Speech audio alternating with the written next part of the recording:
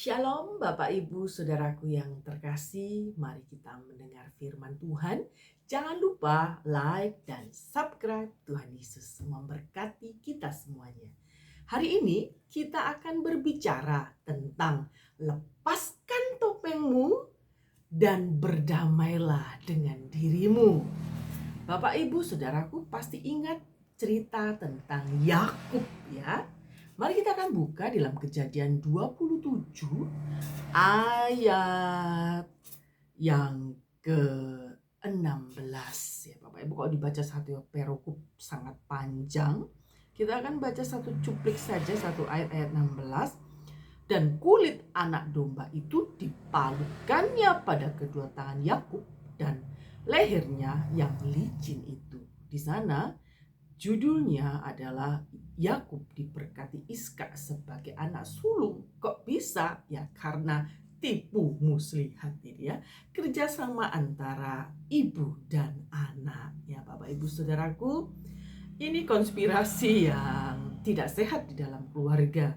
Si ayah cenderung kepada anak sulung, yang ibu cenderung kepada anak yang bungsu. Bapak Ibu Saudaraku, kalau di hari-hari yang kita jalani hari-hari ini, di dalam keluarga, orang tua harus adil. Orang tua harus bisa membagi kasihnya dengan adil tanpa pilih kasih. Kalau zaman dahulu berkat kesulungan, berkat untuk anak sulung itu memang diberikan kepada anak sulung ya Bapak Ibu, tetapi Yakub dan ibunya ingin berkat itu gitu ya Bapak Ibu Saudaraku. Bergumul bersama Tuhan, berdamai dengan diri sendiri. Ini topik kita kali ini. William Bowes pernah bertutur tentang fabel kelelawar. Ini cerita dulu ya Bapak Ibu Saudaraku.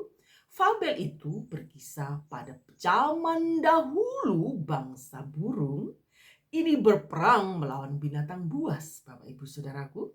Suatu ketika bangsa burung terdesak dan nyaris kalah.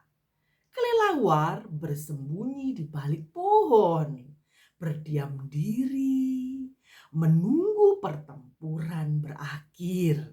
Setelah reda, kelelawar ini menyatukan diri dengan binatang buas.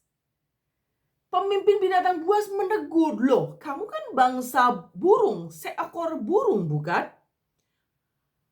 Kelelawar spontan membela diri. "Oh tidak, aku bukan burung, aku binatang buas. Apakah Anda pernah melihat burung bergigi ganda?" Kelelawar lihai sekali menyangkal dirinya dan ia berlindung dari balik gigi gandanya.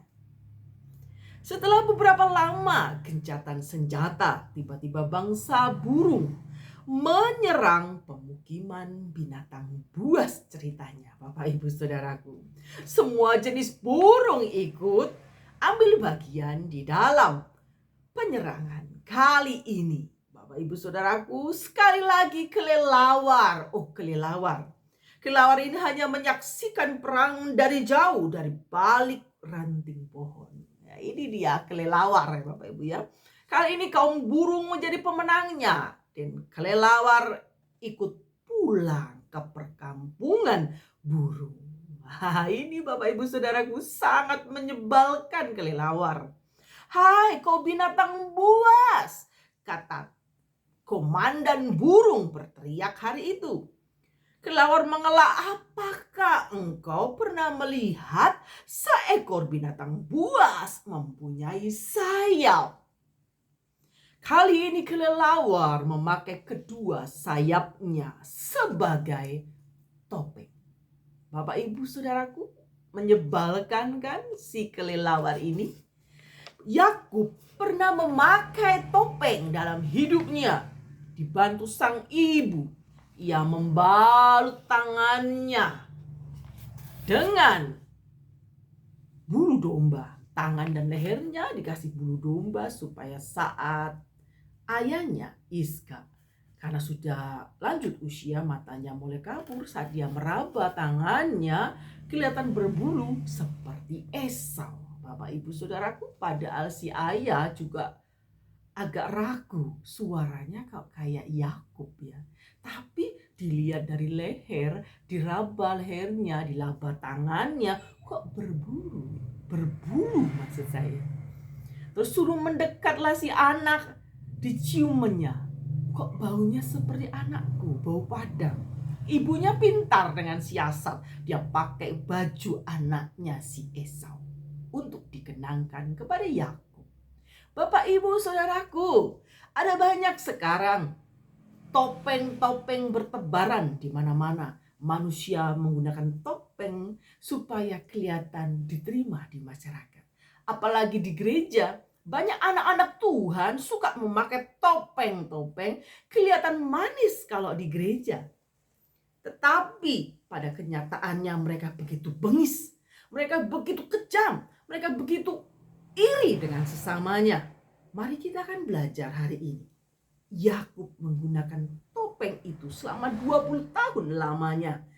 Ingat Bapak Ibu Saudaraku, Yakub menyamar sebagai Esau agar sang ayah memberkatinya.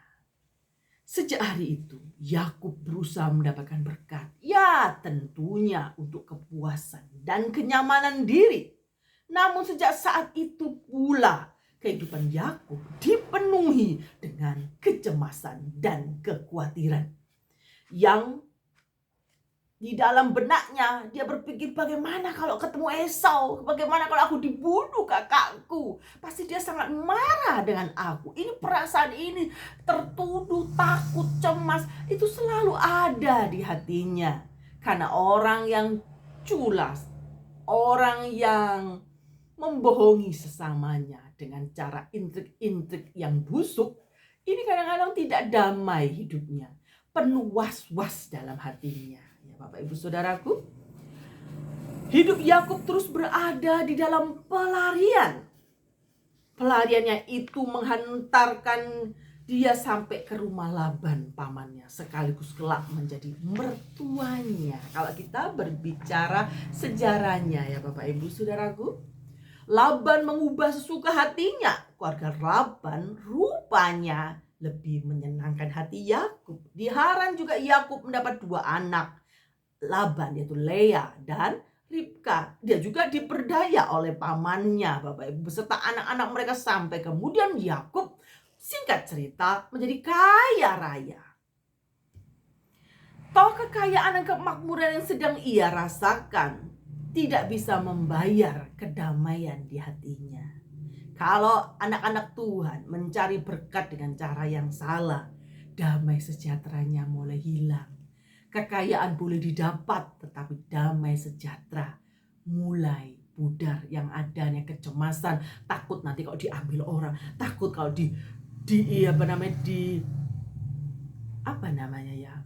takut kalau orang lain berbuat seperti yang kita perbuat, Bapak Ibu Saudaraku. Dalam hatinya bergejolak. Ia rindu pulang sebenarnya. Dalam Kejadian 31 ayat 3, Tuhan setia kepada janjinya, menyuruh Yakub untuk pulang ke negerinya.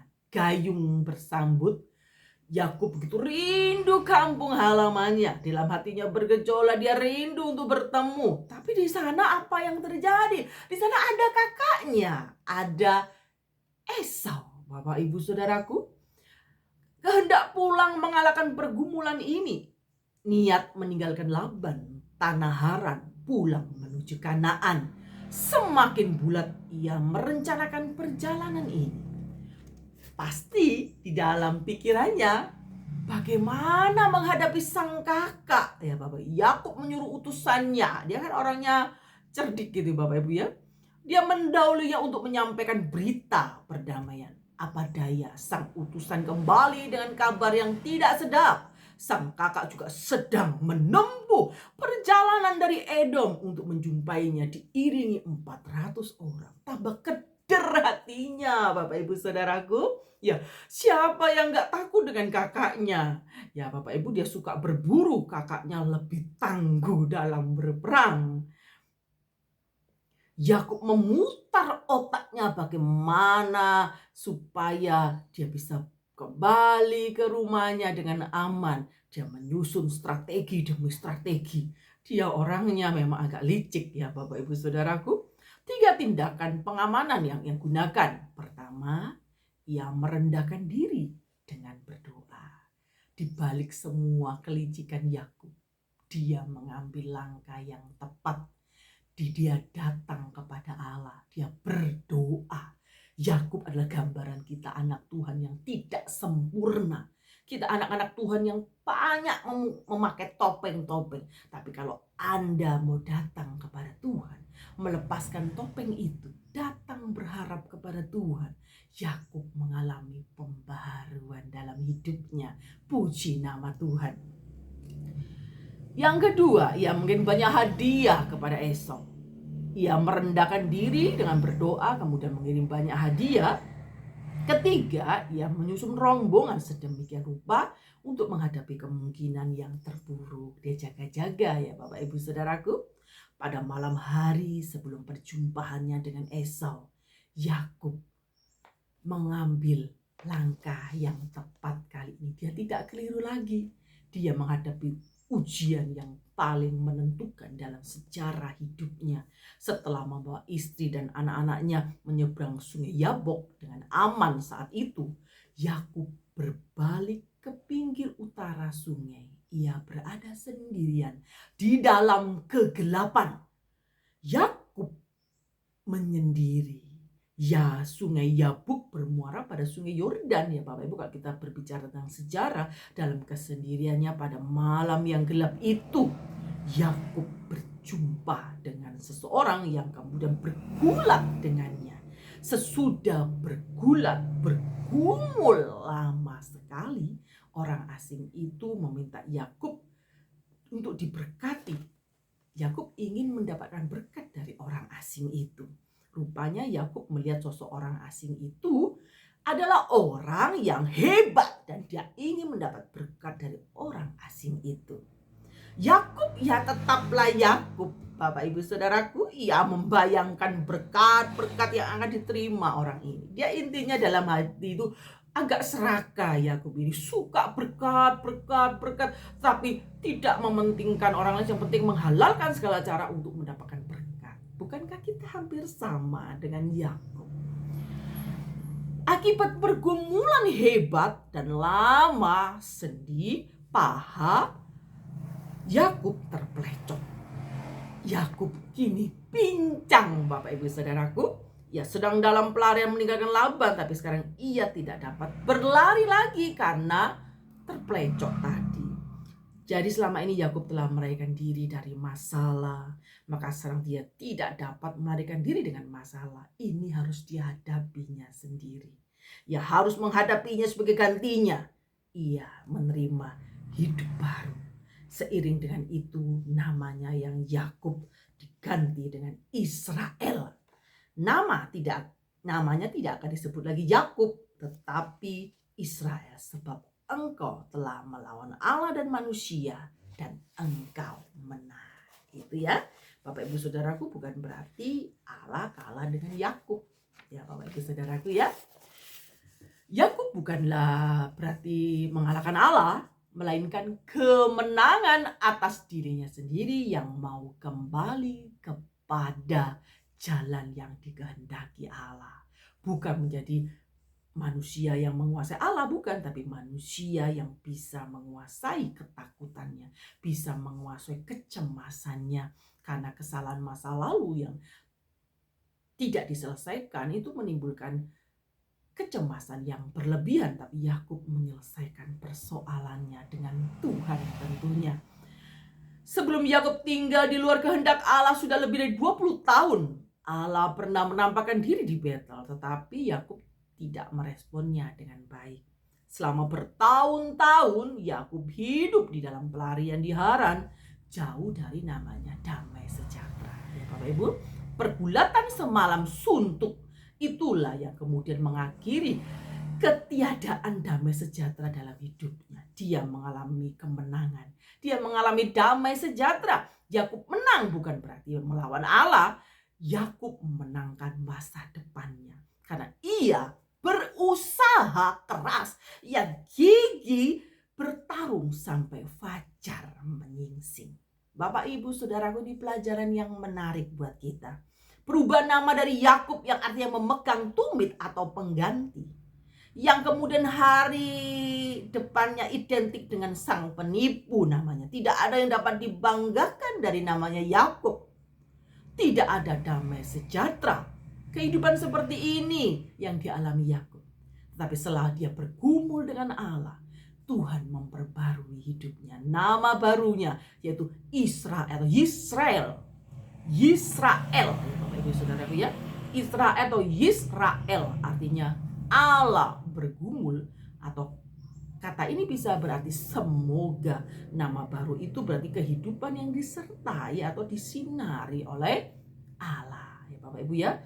Yisrael artinya Allah bergumul atau Allah yang bersinar. Ya Bapak Ibu. Pendek kata, singkat kata, kehidupan yang disertai dan disinari Allah itu mengalami pembaruan di dalam hidup Yakub. Yakub hidupnya penuh dengan sukacita, hatinya penuh damai sejahtera. Kini Israel yang dinamai tempat itu waktu dia bergumul itu Peniel, artinya wajah Allah. Aku telah melihat Allah berhadapan muka, tetapi nyawaku tertolong. Di dalam Kejadian 32 ayat 30, kemenangan Yakub bukan hanya kemenangan atas kelemahannya saja dalam berdamai dengan diri sendiri, tetapi pengalamannya itu dapat memampukan dia untuk berdamai dengan kakaknya. Bapak Ibu Saudaraku, tidak berlebihan kemudian Yakub dapat melihat di wajah sang kakak tersirat wajah ilahi. Memang melihat mukamu adalah bagiku suatu serasa melihat wajah Allah di dalam Kejadian 33 ayat 10. Bapak Ibu Saudaraku, Yakub berganti nama Israel. Untuk menuju perubahan itu tidaklah mudah. Bukan hanya sekedar ganti nama Bapak Ibu ya. Kalau artis-artis supaya terkenal dia ganti nama. Mungkin namanya dulu Gentong, sekarang namanya Gary. Gitu Bapak Ibu Saudaraku ya. Ingat, Yakub berganti nama ini menunjukkan suatu perubahan yang tidak mudah. Dia butuh perjuangan yang sangat-sangat luar biasa. Jadi kalau Anda memang sengaja menggunakan topeng dalam hidupmu dan tidak ada damai sejahtera dan engkau lelah atas hidupmu, lepaskanlah topeng kemunafikan. Lepaslah topeng-topeng kebaikan yang seakan-akan ingin dipuji orang padahal hatimu begitu jahat. Lepaskanlah itu. Datanglah kepada Tuhan. Tidak perlu mengganti nama, tetaplah menjadi namamu Bapak Ibu Saudaraku. Tetapi Allah akan memperbarui hidupmu, Allah akan memberikan sukacita, damai sejahtera saat Anda berjuang, bergumul bersama Allah. Allah turut bekerja dalam segala sesuatu, mendatangkan kebaikan buat orang yang mengasihi Dia. Apapun bentuk kecemasanmu, apapun bentuk kekhawatiranmu, apapun bentuk ketakutanmu di masa yang lalu maupun di masa yang akan datang. Seperti Yakub, dia mengambil langkah yang tepat. Dia bergumul dengan Allah semalam suntuk. Dia tidak akan meninggalkan Allah sampai Allah memberikan berkat kepadanya. Dia tidak bisa lari lagi karena sudah terplecok. Dia harus menghadapi tantangan itu. Persoalan bukan untuk dihindari Bapak Ibu Saudaraku.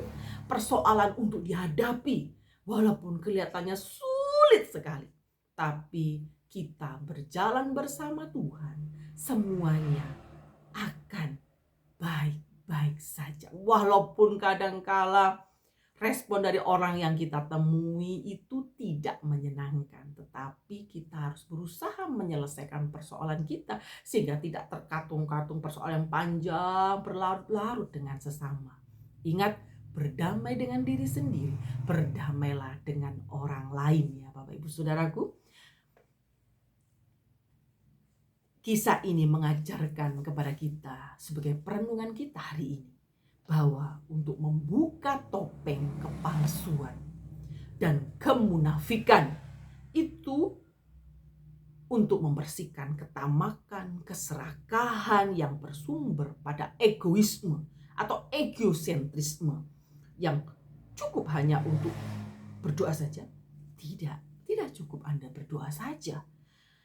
Sekedar mengubah nama saja supaya terkenal rohani dari Abdul menjadi Abraham misalnya. Bapak Ibu Saudaraku, bukan seperti itu. Diperlukan perjuangan, diperlukan pergumulan, diperlukan pergulatan melawan diri sendiri, diperlukan pula yang namanya berharap kepada Tuhan. Ada wajah ilahi sehingga dampaknya kita dapat melayani sesama, bahkan musuh sekalipun. Bapak Ibu Saudaraku yang terkasih, mungkin Anda punya kecemasan-kecemasan yang hari ini itu selalu berkecamuk di dalam otak kita, di dalam hati kita, membuat kita tidak bisa tidur. Mungkin kita pernah membohongi sesama, pernah mengecewakan keluarga, orang tua, tidak jujur dengan istri atau suami, perselingkuhan dan sebagainya. Bapak Ibu Saudaraku, Yakub pernah mengalami itu. Dia melakukan kesalahan yang besar dengan membohongi kakaknya, membohongi orang tuanya, membohongi Tuhan tentunya. Hidupnya penuh dengan pelarian walaupun dia kaya raya tapi tidak damai sejahtera. Kalau hari ini Bapak Ibu orang-orang yang seperti Yakub, orang-orang yang selalu lari dari persoalan.